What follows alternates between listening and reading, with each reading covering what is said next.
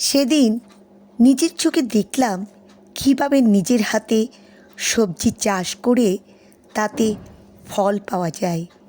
কষ্টের বিনিময়ে কিছু করলে তাতে যে সুখ পাওয়া যায় তা আর কিছুতেই পাওয়া সম্ভব নয়। আমি শহরে প্রতিপালিত হয়েছি, তাই গ্রামের এই দৃশ্যগুলো তেমনভাবে কখনো উপলব্ধি করতে পারিনি।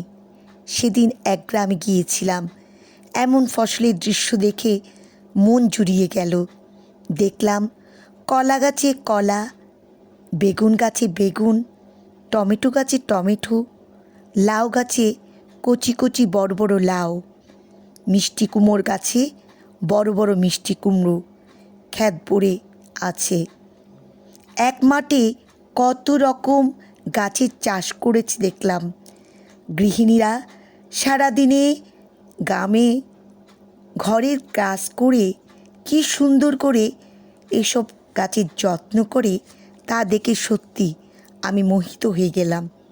কত পরিশ্রম ও কষ্ট করে গ্রামের গৃহিণীরা স্বামীর সহযোদ্ধা হয়, তবুও লাঞ্ছনা গঞ্চনা তাদের নিত্য সাথী।